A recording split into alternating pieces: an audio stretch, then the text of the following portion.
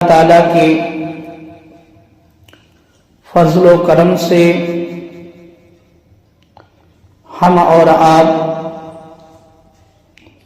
اہل سنت و جماعت سے تعلق رکھتے ہیں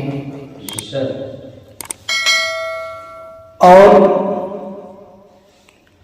اہل سنت کے ایک ہاتھ میں دامن اہل بیت ہے اور دوسرے ہاتھ میں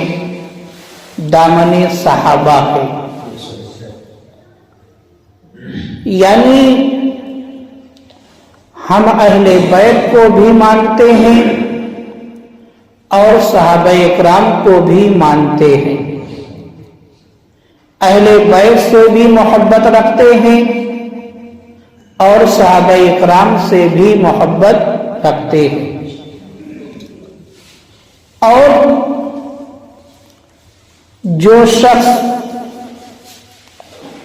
ان دونوں جماعتوں میں سے کسی ایک جماعت کو چھوڑ دیتا ہے وہ اہل ایمان نہیں ہے، کیونکہ حدیث پاک کے اندر آیا ہے، میرے آقا نے فرمایا کہ میرے اہل بیت کی محبت ایمان ہے۔ میرے آقا نے بتایا کہ میرے اہل بیت کی محبت ایمان ہے، یعنی جس کے دل میں اہل بیت کی محبت ہے اس کے دل میں ایمان موجود ہے۔ اور دوسرے مقام پر میرے آقا نے فرمایا کہ جس کے دل میں ابو بکر و عمر کی محبت ہے اس کے دل میں ایمان ہے، یعنی جس کے دل میں ابو بکر و عمر کی محبت نہیں ہے وہ اہل ایمان نہیں ہے۔ تو معلوم کیا ہوا کہ اہل بیت کی بھی محبت ایمان ہے اور ابو بکر و عمر کی محبت، صحابہ اکرام کی محبت اہل ایمان کے دل میں ہو تو وہ ایمان والا ہے۔ تو معلوم ہوا کہ دونوں کی محبت جو ہے ضروری ہے، دونوں کی محبت ضروری ہے، نہ اہل بیت کو چھوڑا جا سکتا ہے اور نہ صحابہ اکرام کے دامن کو چھوڑا جا سکتا ہے۔ اگر کسی نے اہل بیت کو چھوڑ دیا، صرف صحابہ اکرام کو لے لیا، تب بھی وہ کامل نہیں ہوا، اور اگر کسی نے صرف صحابہ کو لے لیا اور اہل بیت کو چھوڑ دیا تب بھی جو ہے وہ کامل نہیں ہوگا۔ کامل مکمل ہونے کے لیے دونوں کی محبت دل کے اندر ہونی ضروری ہے، دونوں کی محبت دل کے اندر ہونی ضروری ہے، اور اہل بیت کی بھی محبت فرض ہے اور صحابہ کی بھی محبت فرض ہے، دونوں محبتیں فرض ہیں۔ تو اللہ کا شکر ہے کہ ہم اور آپ ایسی جماعت سے تعلق رکھتے ہیں کہ جس جماعت والے صحابہ سے بھی محبت کرتے ہیں اور اہل بیت سے بھی محبت کرتے ہیں۔ اب میرے مسلمان بھائیوں، آج کی یہ تاریخ حضرت ابو بکر صدیق رضی اللہ تعالی عنہ کے وصال کی تاریخ ہے، یعنی آج ہی کی تاریخ میں آپ کا وصال ہوا۔ آج کے اس پرفتن دور میں نقلی کہہ لیا جائے یا جعلی کہہ لیا جائے، بہت سارے ایسے غروب پیدا ہو چکے ہیں جو اپنے آپ کو اہل سنت سے ہی جوڑتے ہیں، اپنے آپ کو سنی ہی کہتے ہیں اور اپنے نام کے آگے علامہ بھی لگاتے ہیں، مفتی بھی لگاتے ہیں، پیر بھی لگاتے ہیں، مگر ان کا کام کیا ہے؟ ان کا کام یہ ہے کہ وہ حضرت ابو بکر صدیق رضی اللہ تعالی عنہ کے تعلق سے جو ہے ایسی ایسی باتیں لے کر آتے ہیں عوام کے سامنے جو نہ 1400 سال میں کسی نے بیان کیا، نہ کسی نے اپنی کتاب کے اندر لکھا۔ اس لیے آج کے اس پرفتن دور میں جو ہے اہل علم سے جڑ کر اور اپنے عقیدے کو مضبوط رکھ کر جو ہے زندگی گزارنے کی ضرورت ہے۔ اب جیسے حضرت ابو بکر صدیق رضی اللہ تعالی عنہ کے تعلق سے ہمارا کیا عقیدہ ہے؟ تو پہلی بات یہ کہ اہل سنت و جماعت کا عقیدہ یہ ہے کہ تمام صحابہ اکرام میں 1,00,000 سے زیادہ جو صحابہ اکرام ہیں، تمام صحابہ اکرام میں سب سے پہلا نمبر حضرت ابو بکر صدیق رضی اللہ تعالی عنہ کا ہے۔ یہ افضلیت کے تعلق سے اہل سنت کا عقیدہ ہے، اور یہ افضلیت کا جو تعلق ہے یہ فضیلت سے نہیں بلکہ عقیدے سے تعلق رکھتا ہے۔ اس لیے افضلیت کا جب معاملہ آ جائے تو اس بات کا خیال ضرور رکھا جائے کہ ہماری زبان سے کوئی ایسا الفاظ نہ نکلے کہ جس سے جو ہے حضرت ابو بکر صدیق رضی اللہ تعالی عنہ کی افضلیت کے خلاف ہو۔ ہمیشہ آپ یہی عقیدہ رکھیں کہ تمام صحابہ کرام میں سب سے پہلا نمبر حضرت ابو بکر صدیق رضی اللہ تعالی عنہ کا ہے۔ اور دوسری بات، خلافت کا جو معاملہ ہے، خلافت کے معاملے میں بھی شک و شبہ جو ہے پیدا کیا جاتا ہے، فتنہ پھیلایا جاتا ہے۔ خلافت کے معاملے میں اہل سنت کا قرآن و حدیث کی روشنی میں جو ہے یہی فیصلہ ہے کہ خلفائے راشدین میں سب سے پہلے خلیفہ حضرت ابو بکر صدیق رضی اللہ تعالی عنہ ہیں۔ آپ بلا فصل خلیفہ ہیں، یعنی اس میں جو ہے کوئی شک کی بات ہی نہیں ہے کہ آپ پہلے خلیفہ نہیں ہیں، اور آپ کو خلافت کا جو تخت ملا ہے ایسا نہیں کہ آپ خود بخود جو ہے اس تخت پر جو ہے بیٹھ گئے، خلافت کی باغ ڈور کو آپ نے لے لیا، نہیں۔ تمام صحابہ کرام نے جو ہے متفقہ یعنی ایک ساتھ ایک رائے ہو کر یہ فیصلہ کیا تھا کہ حضرت ابو بکر صدیق رضی اللہ تعالی عنہ کو تخت خلافت پر بٹھایا جائے۔ معلوم ہے حضرت ابو بکر صدیق رضی اللہ تعالی عنہ نے میرے آقا کی ظاہری زندگی میں آپ نے 17 وقتوں کی نماز پڑھائی،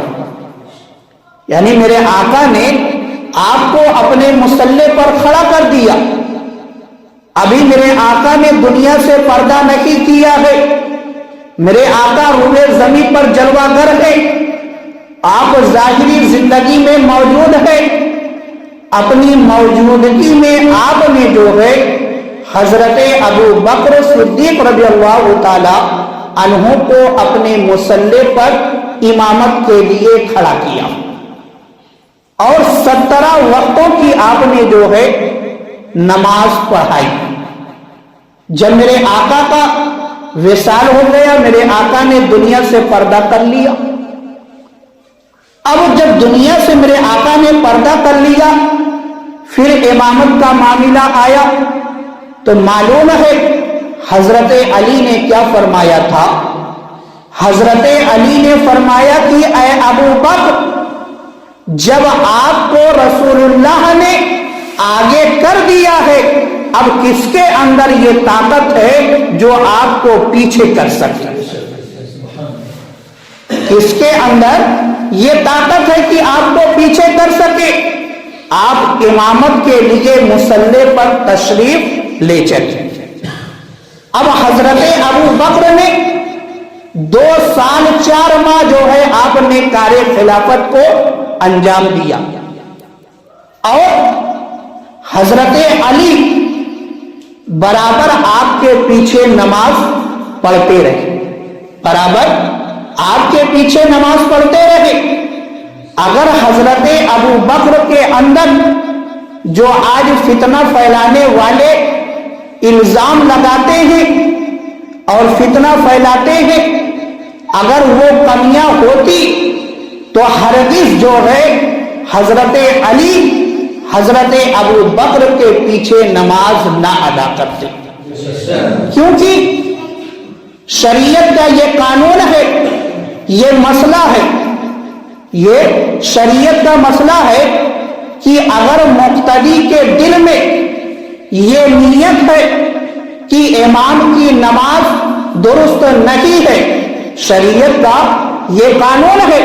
کہ اگر مقتدی کے دل میں یہ نیت ہے، یہ خیال ہے کہ امام کی نماز درست نہیں ہے، اب امام جو ہے، اب امام نماز پڑھاتا ہے اور درست نماز پڑھاتا ہے، پھر بھی اس مقتدی کی جو ہے نماز نہیں ہوگی، اس مقتدی کی نماز نہیں ہوگی۔ تو اب اگر حضرت علی کے دل میں یہ خیال ہوتا، یہ نیت ہوتی کہ حضرت ابو بکر کے پیچھے میری نماز نہیں ہوگی، تو حضرت علی کی نماز ہرگز نہیں ہوتی۔ تو اب آپ فتویٰ خود لگائے جو یہ الزام لگاتے ہیں اور یہ مسئلہ بیان کرے کہ حضرت علی نے جو ہے ان نمازوں کی قضا کب کی، ان نمازوں کی قضا کب کی؟ کیونکہ حضرت علی نے حضرت ابو بکر کے پیچھے 2 سال 4 ماہ نماز ادا کی، حضرت عمر کے پیچھے 10 سال ادا کی، حضرت عثمان غنی کے پیچھے 12 سال ادا کی۔ ان نمازوں کی جو فہرست ہے، اور اگر یہ خیال یہ مانا جائے کہ جو الزام لوگوں نے خلفائے اربعہ پر، خلفائے ثلاثہ پر، یعنی حضرت ابو بکر، حضرت عمر، حضرت عثمان غنی پر یہ الزام لگایا کہ ان لوگوں نے خلافت کو غصب کر لیا، تو میرے مسلمان بھائیوں سب سے پہلے اس مسئلے کو بیان کرنا پڑے گا کہ حضرت علی نے جو ہے ایک غاصب کے پیچھے نماز کو ادا کیا ہے، اور غاصب کے پیچھے جب نماز نہیں ہوگی تو حضرت علی نے ان نمازوں کو قضا کب کیا، یعنی ان نمازوں کو کب پڑھا؟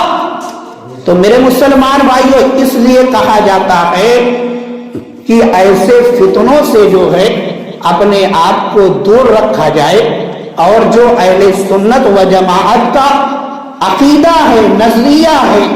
اس پر جو ہے مضبوطی کے ساتھ قائم رہنا چاہیے۔ اور دیکھو میرے مسلمان بھائی،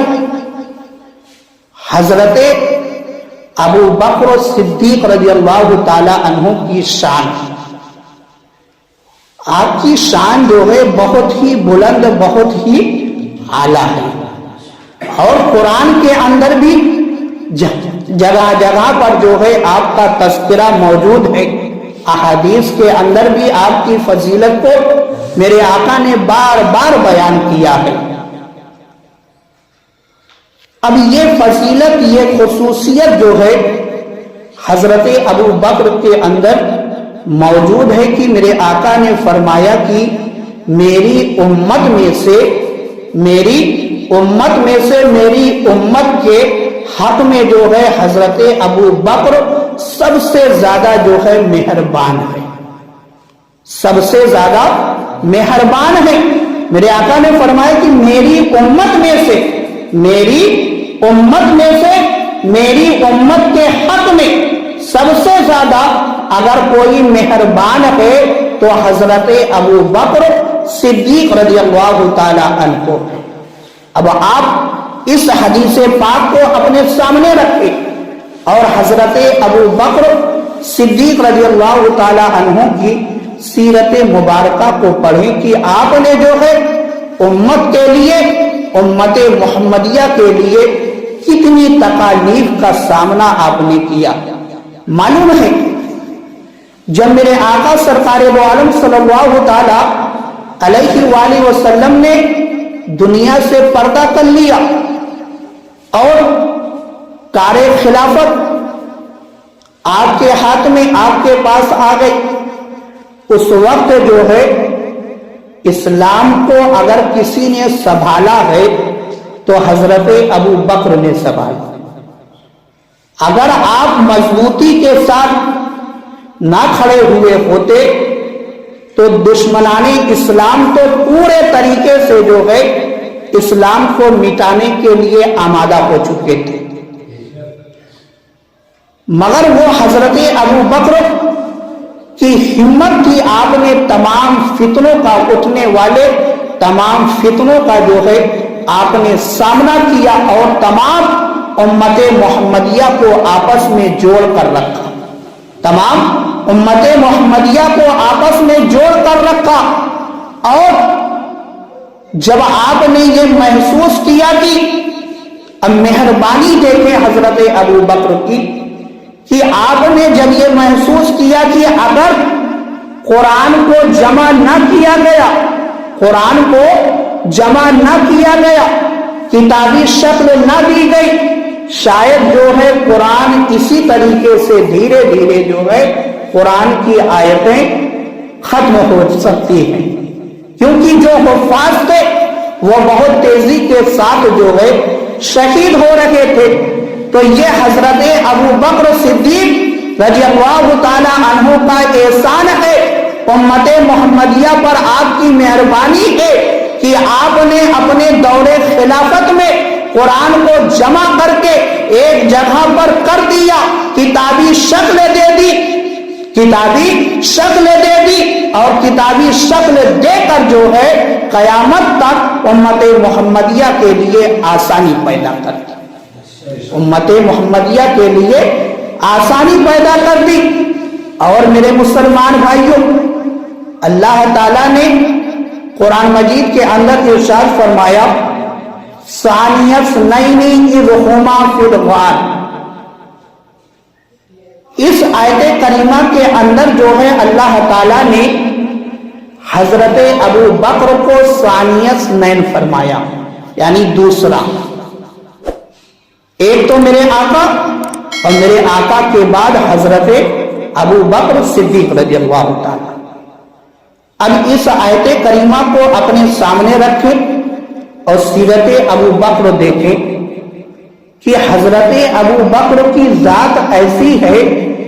کہ جو ہر مقام پر جو ہے آپ دوسرا نمبر ہی، یعنی میرے آقا کے بعد آپ ہی کا نمبر جو ہے نظر آتا ہے۔ جیسے ابھی اسلام کا ابھی جو ہے اعلان نبوت میرے آقا نے نہیں کیا ہے، اسلام کی تبلیغ نہیں شروع کی ہے، تب بھی جو ہے اگر دوسرے نمبر پر کوئی ہے میرے آقا کے بعد اگر کوئی ہے، ثانی اثنین اگر کوئی ہے تو حضرت ابو بکر صدیق ہے۔ معلوم ہے وہ کس طریقے سے؟ وہ اس طریقے سے کہ اعلان نبوت سے پہلے بھی حضرت ابو بکر میرے آقا کے دوست ہیں، اعلان نبوت سے پہلے بھی حضرت ابو بکر میرے آقا کے دوست ہیں۔ تو اس طریقے سے آپ اعلان نبوت سے پہلے بھی جو ہے ثانی اثنین ہو گئے، اور جب میرے آقا نے اعلان نبوت کیا تو آزاد مردوں میں سب سے پہلے جس نے اسلام کو قبول کیا وہ حضرت ابو بکر صدیق رضی اللہ تعالی عنہ ہیں۔ اس مقام پر بھی آپ ثانی اثنین ہو گئے۔ اور آگے بڑھے میرے مسلمان بھائیوں، جب جنگ بدر کا معاملہ آتا ہے، جنگ بدر کا جو اسلام کے اندر سب سے پہلی جنگ لڑی گئی، جنگ بدر کا معاملہ آیا،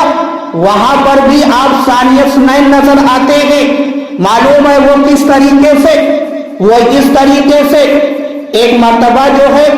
حضرت علی رضی اللہ تعالی عنہ سے پوچھا گیا کہ اے امیر المومنین، امت محمدیہ میں سب سے بہادر کون ہے؟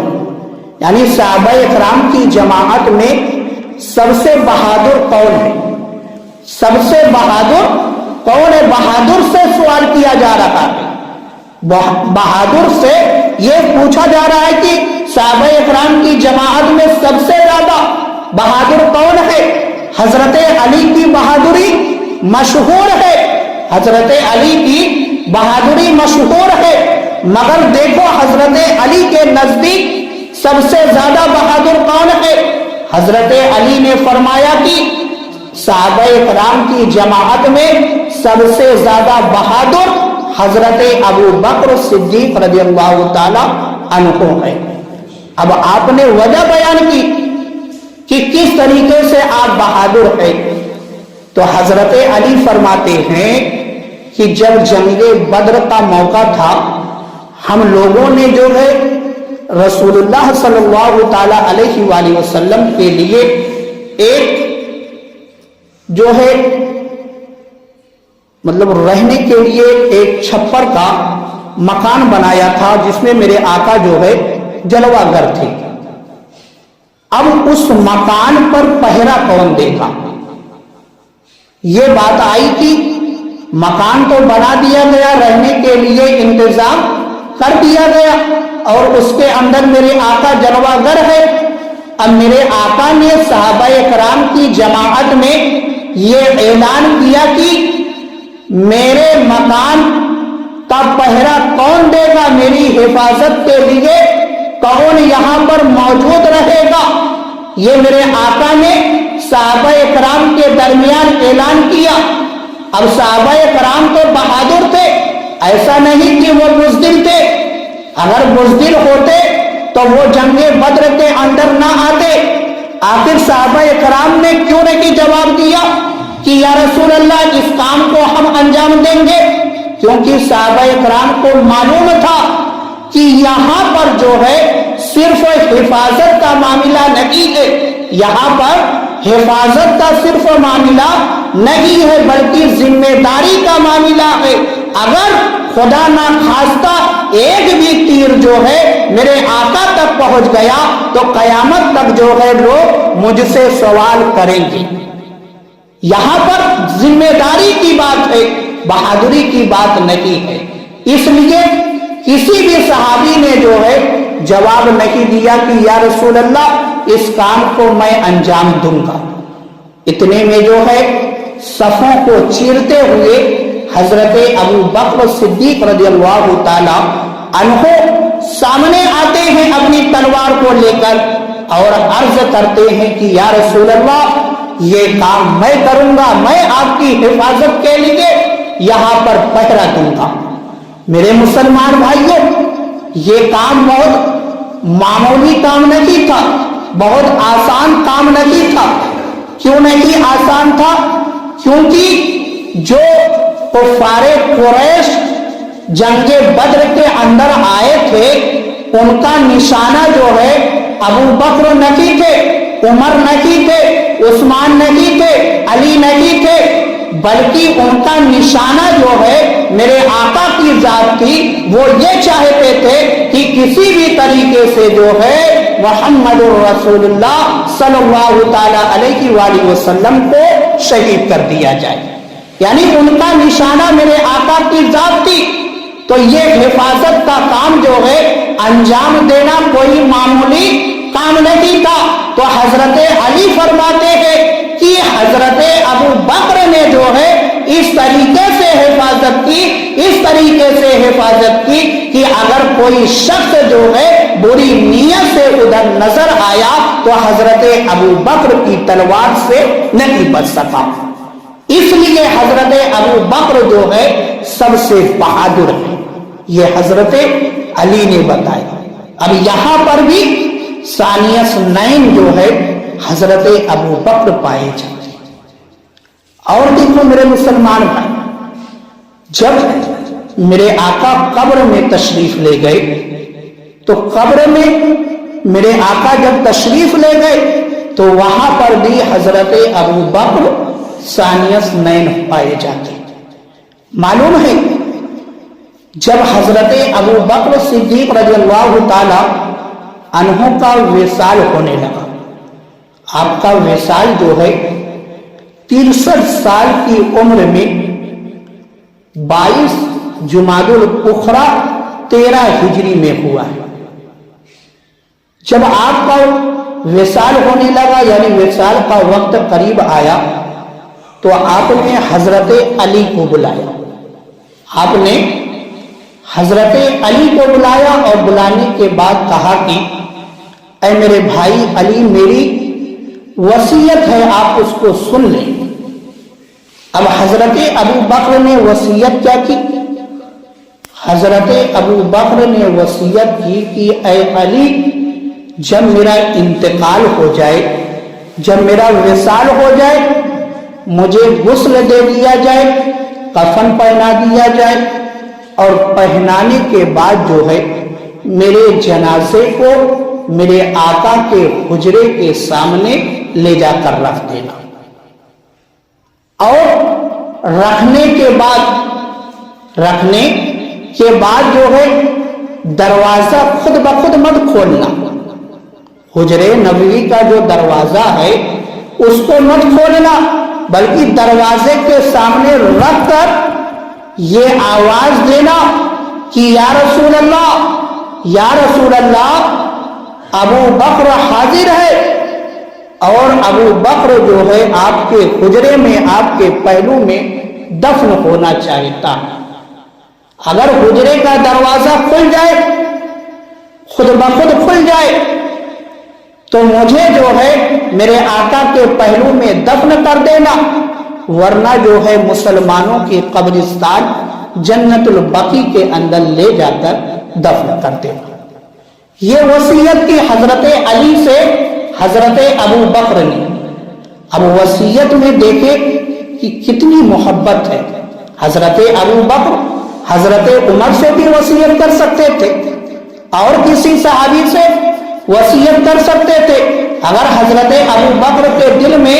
حضرت علی کی محبت نہ ہوتی تو ہرگز جو ہے حضرت ابو بکر حضرت علی سے وصیت نہ کرتے. مگر حضرت ابو بکر نے حضرت علی سے وصیت کر کے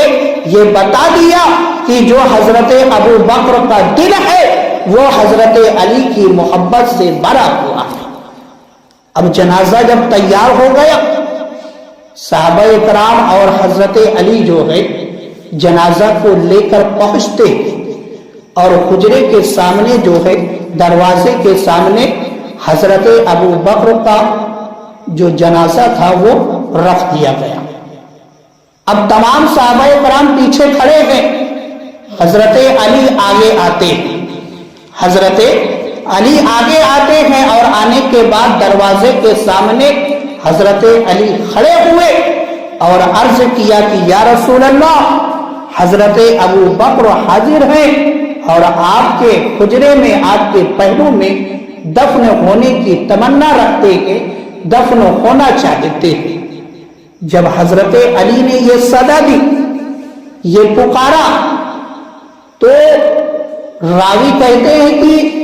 حجرے کا جو دروازہ تھا وہ بند تھا، مگر جیسے ہی حضرت علی نے آواز دی دروازہ جو ہے خود بخود کھل گیا، خود بخود کھل گیا. اور اندر سے یہ آواز آئی، اندر سے اجازت کی آواز بھی آئی. صحابہ کرام نے سنا، اور جب صحابہ کرام نے سن لیا کہ اندر سے جو ہے اجازت مل گئی ہے تو حضرت ابو بکر کو میرے آقا کے پہلو میں دفن کر دیا گیا. اب یہاں سے ایک عقیدہ یہ بھی معلوم ہوا کہ میرے آقا سرکار دو عالم صلی اللہ تعالی علیہ وآلہ وسلم اپنی قبر انور کے اندر زندہ ہے. کیونکہ اگر آدمی مردہ ہوتا، مردہ آدمی کبھی سن نہیں سکتا اور دروازہ کھول نہیں سکتا. میرے آقا نے حضرت علی کی آواز کو سنا بھی اور دروازہ بھی کھولا تو معلوم کیا ہوا کہ میرے آقا جس طریقے سے ظاہری زندگی میں آپ روئے زمین پر جس طریقے سے زندہ تھے اسی طریقے سے آپ اپنی قبر کے اندر بھی زندہ ہیں اور لوگوں کی فریاد کو سنتے بھی ہیں اور مدد کے لیے پہنچتے بھی ہیں۔ تو میرے مسلمان بھائیوں، اس عقیدے کو بھی مضبوطی کے ساتھ تھام کے رکھنا۔ جب حضرت ابو بکر صدیق رضی اللہ تعالی عنہ کو میرے آقا کے پہلو میں دفن کر دیا گیا، دفن کرنے کے بعد جو ہے کیونکہ وہ حجرے حضرت عائشہ صدیقہ تھا، میرے آقا جس حجرے میں دفن ہے وہ حضرت عائشہ صدیقہ رضی اللہ تعالی عنہا کا حجرہ ہے، اسی میں میرے آقا جلوہ گر ہیں اور اسی کے اندر حضرت ابو بکر بھی ہیں اور حضرت عمر بھی ہیں۔ اور یہ حجرہ جو ہے ایسا ہے کہ اس کی جب آپ تعمیری چیزوں کو دیکھیں گے تو 4 دیواروں سے وہ حجرہ بند ہے، وہاں تک جو ہے کوئی پہنچ نہیں پاتا۔ جو ہم اور آپ دیکھتے ہیں ایک غلاف نما دیوار کو دیکھتے ہیں وہ اصل دیوار نہیں ہے، بلکہ 4 دیواروں، پہلے جو ہے ایک دیوار چرکور ہے یعنی 4 کونے والی جو حجرے عائشہ کی دیوار، پھر اس کے بعد ایک دیوار ہے جو 5 کونے پر بنی ہوئی ہے، پھر اس کے بعد ایک دیوار ہے جو 5 کونے پر بنی ہے جس پر اب غلاف ڈالا ہوا ہے، جس پر اب غلاف ڈالا ہوا ہے، اور جو چوتھی دیوار ہے جو سنہری جالی ہے، جو سنہری جالی ہے، 4 دیواروں سے جو ہے میرے آقا سرکار دو عالم صلی اللہ تعالی علیہ وآلہ وسلم کے حجرے کو گھیر دیا گیا ہے۔ یہ کیوں کیا گیا؟ حفاظت کے لیے، کیونکہ ایک زمانے میں جو ہے کچھ لوگوں نے بدتمیزیاں کی تھی جس کی وجہ سے جو ہے اس کی بنیادوں کو، دیواروں کی بنیادوں کو سیسا پگھلا کر بھر دیا گیا اور اس طریقے کا انتظام کیا گیا ہے۔ اب وہاں تک جو ہے نہ کوئی بادشاہ پہنچتا ہے نہ کوئی آدمی پہنچتا ہے، کیونکہ دروازہ کوئی رکھا ہی نہیں گیا، دروازہ کوئی رکھا ہی نہیں گیا ہے، کوئی دروازہ ہی نہیں ہے، صرف دیواروں سے گھیر دیا گیا ہے۔ تو میرے آقا سرکار دو عالم صلی اللہ تعالی علیہ وآلہ وسلم کے پہلو میں آج بھی حضرت ابو بکر آرام فرما رہے ہیں، اور قیامت کے دن قیامت کا جو نقشہ میرے آقا نے بیان کیا ہے کہ میرے دائیں ہاتھ میں ابو بکر کا ہاتھ ہوگا اور بائیں ہاتھ میں عمر کا ہاتھ ہوگا، میں اس طریقے سے جو ہے میدان محشر میں جلوہ گر ہوں گا۔ تو یہ نقشہ میرے آقا نے پیش کیا ہے اور میرے آقا نے بتا دیا کہ ابو بکر جو ہے کل بھی مجھے پیارا تھا، آج بھی پیارا ہے اور ہمیشہ پیارا رہے گا۔ ہم اور آپ بھی حضرت ابو بکر سے سچی پکی محبت کریں اور جو ان کے تعلق سے ہمارا عقیدہ ہونا چاہیے اس پر مضبوطی سے قائم رہیں۔ اللہ تعالیٰ کی بارگاہ میں دعا ہے کہ مولا ہم سب کو عمل کرنے کی توفیق عطا